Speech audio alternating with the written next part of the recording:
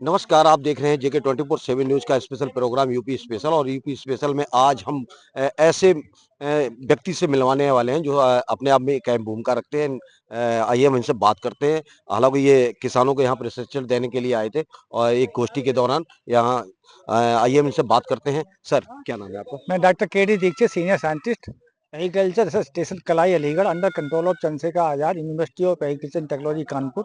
जी। मैं वहाँ पे मृदा स्वास्थ्य के बारे में जानकारी देना चाहता हूँ, क्योंकि सर अगर जो बात करें तो आप अलीगढ़ से यहाँ पे आए हैं और अलीगढ़ से किसानों को वहाँ आप पर विशेष जानकारी दी है जी, आपने। सर किस तरह की जानकारियाँ दी हैं और आप कृषि से संबंधित यहाँ किसानों से ही मिले जी, हैं। तो ऐसे अनाज कौन से अनाज उगाने चाहिए जी, जिससे हमारे जो स्वास्थ्य के जी, प्रतिकूल हो? जी, जी, मैं सर। बता रहा हूँ।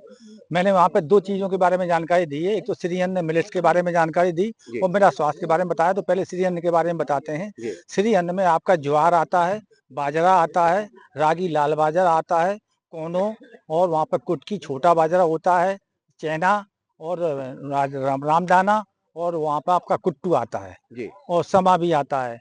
ये वहाँ पे पोषण से भरपूर होते हैं, क्योंकि वहाँ पे रागी लाल बाजरा में चावल और गेहूं की तुलना में 10 गुना कैल्शियम और लोहा पाया जाता है। हम्म, और काफी बढ़िया। सामा एक ऐसा खाद्यान्न है जो कि सारे पोषक तत्वों से भरपूर होता है।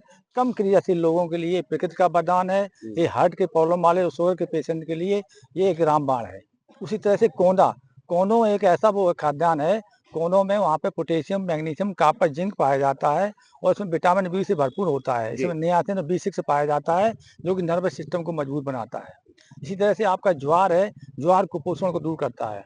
बाजरा में ऐसे जैव रसायन पाए जाते हैं, फोलिएट, मैग्नीशियम, कॉपर, जिंक, जो कि ब्लड कोलेस्ट्रॉल को स्तर को कंट्रोल करता है। हार्ट के पेशेंट को खाने की सलाह दी जाती है। जी। आज से 7 साल पहले जो लोग खाते थे इसको, तो उनका वो पोषण होता था। जी। आजकल हमारा गेहूं चावल खा के हमारा पेट भर रहा है, पोषण नहीं हो रहा पोषण है, नहीं मिल पा रहा है। जिससे कि हमें वहाँ पे जाके तमाम बीमारियों का सामना करना पड़ रहा है।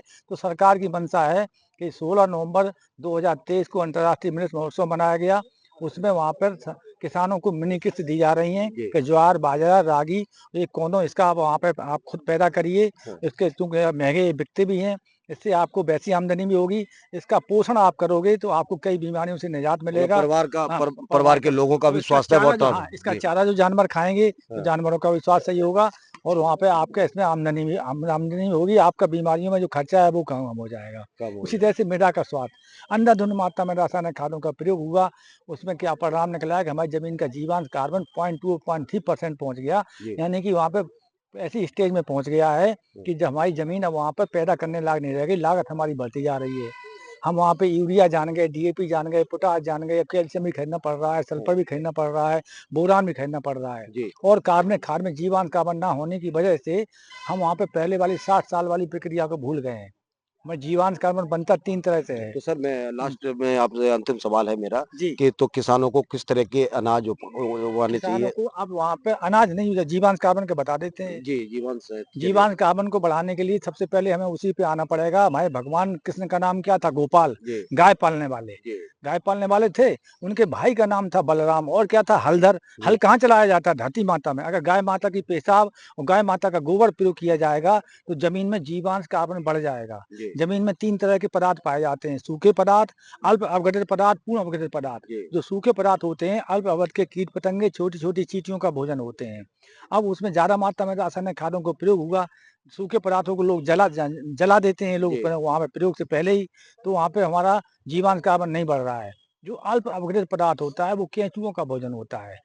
वहाँ पे अगर वहाँ पे देसी गाय के गोबर पेशाब का प्रयोग किया जाएगा अल्प पदार्थ का, तो उसमें केंचुआ पनपेगा। केंचुआ हमारा बहुत बड़ा मित्र कीट था।